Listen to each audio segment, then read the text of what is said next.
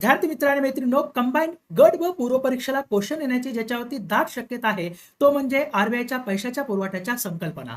तर reserve bank of इंडियाने 1977 मध्ये एल घोष यांच्या अध्यक्षतेखाली कार्यगट नेमला होता. यांनी 4 कॉन्सेप्ट रिकमेंड केल्या.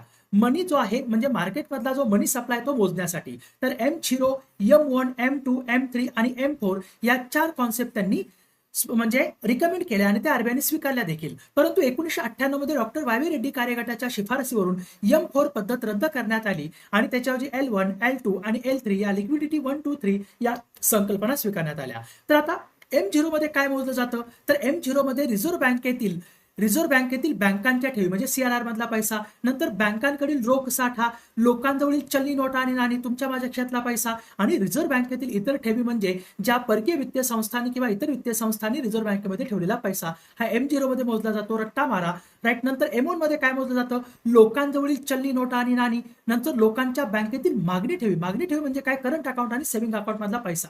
नंतर रिझर्व्ह बँकेतील इतर ठेवी M1 मध्ये मोजल्या जातात. तर M2 मध्ये काय मोजलं जातं, M1 प्लस बँकांनी विकलेले चालू ठेवीचे पैसे प्लस 1 वर्षापर्यंतच्या मुदत ठेवी, त्याच्यापेक्षा जास्त नाही, 1 वर्षापर्यंतच्या मुदत ठेवी जे तुम्ही 6 महिने किंवा 9 महिने किंवा 1 वर्षासाठी जी जी तुम्ही एफडी वगैरे करता त्यातला पैसा. आणि M3 मध्ये काय मोजलं जातं, M2 प्लस बँकांची मागणी देय आणि मुदत ठेवी दोन्ही मोजल्या जातात. म्हणजे मागणी देय म्हणजे करंट अकाउंट आणि सेव्हिंग अकाउंट आणि मुदत ठेवी म्हणजे काय, 1 वर्षापर्यंतच्या मुदत ठेवी आणि 1 वर्षापेक्षा जास्त काळाच्या मुदत ठेवी या M3 मध्ये मोजल्या जातात. म्हणजे M2 प्लस या बाकीचं मोजलं जातं. तर हे तुम्हाला काय करायचंय, तोंडपाठ करून ठेवायचंय. आता M0 ला संचित निधी किंवा पायाभूत पैसा किंवा उच्च क्षमतेचा पैसा म्हणतात. कारण काय, तर त्याची तरलता सर्वाधिक जास्त असते.